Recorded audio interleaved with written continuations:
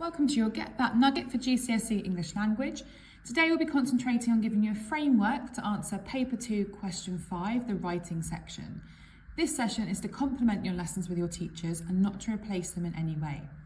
In the previous nugget, we looked at the assessment objectives for this question, and in particular, the next few nuggets look at adapting your writing to suit the purpose.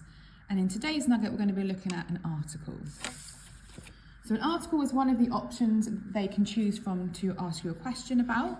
And with an article, as a basis, we need to make sure we are including a headline as something that's very catchy. It could be using alliteration, it could be using rhetorical questions, but a headline will ensure that your examiner or your reader knows that you are writing an article.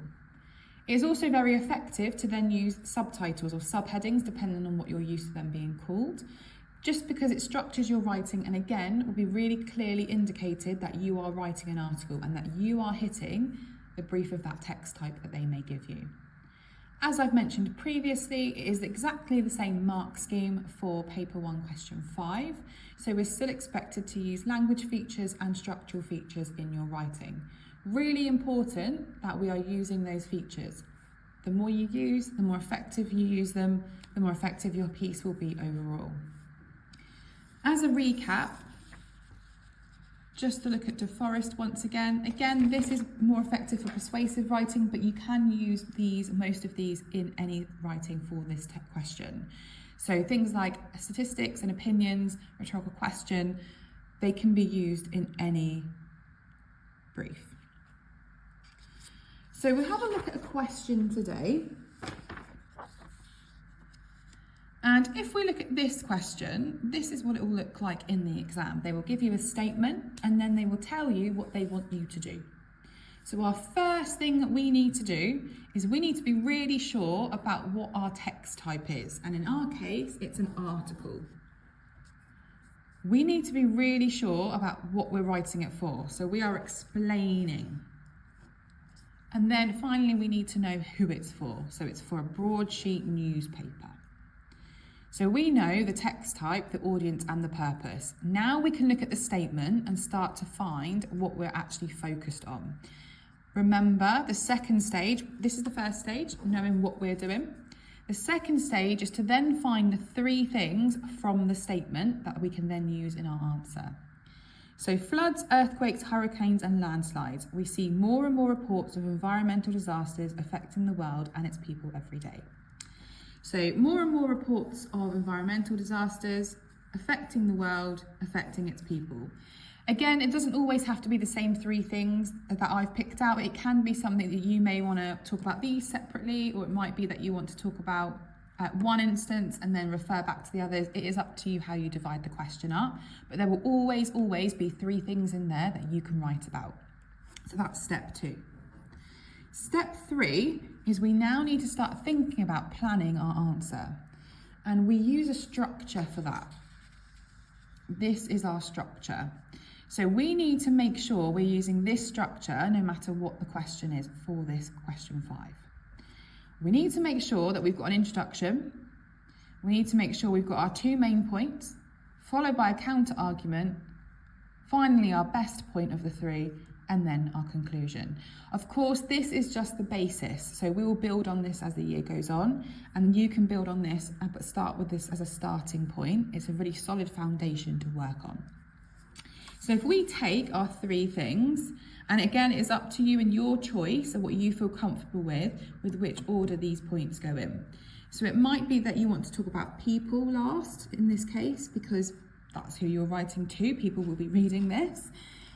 And it may be that you want to talk about the environmental disasters to start with, because that's the main part of the questions. And then you might want to talk about the world here.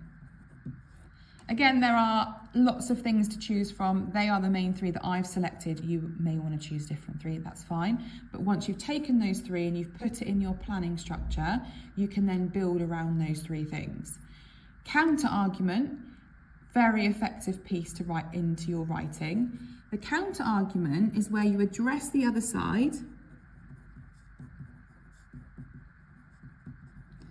But you also want to remember that you want to bring them back onto your side. So it may be in this case that you're talking about the idea that there are no environmental disasters, or that it's just an effect of people or time.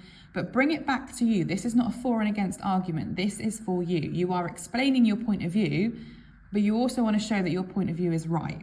So counter argument is important, but that's why we then finish with our best point, because you're bringing it back to you. Then you've got your introduction and conclusion. I would always leave this to the planning for last, because then you've already got your main body done, and then you can start thinking about how you are going to open your piece and close your piece. And this is where our idea of De Forest comes back in, because this is where you want your language features to be present in your plan so that you know what you are doing. Introduction, a really effective way of introducing a piece is to use command words or something along the lines of imagine. And I would also repeat that. I'd have 3 sentences that all start with imagine so that you are getting your reader's attention and engagement right from the start. Of course, we also need a headline, but that doesn't form part of your introduction. That is just to start with. This planning sheet or this planning structure is something that's very effective. And if you spend the time now planning your answer will improve over time. Let's just recap the 3 steps. The first step is that you read the question underneath the statement. You find out what your text type is, you find out who you're writing for, and you find out why. Once you've got that, you then go to the question, read the question once or twice. I would recommend twice. And on the second read through, I would pick out your 3 ideas. Step 3 of the planning is you use the planning structure to take your ideas and plan your response before you write. Of course, we've got the luxury of time at the moment. In the exam, you wouldn't necessarily be getting these things out, but it would become natural to you by then. But as a practice, do these 3 steps. The more you practice questions and different text types, the more effective your answer will be. I'm going to leave you with a question to go away and practice. And I'm sure your teacher will be really pleased to read it and review it for feedback. So if you want to screenshot the structure, and I'll leave you with the question.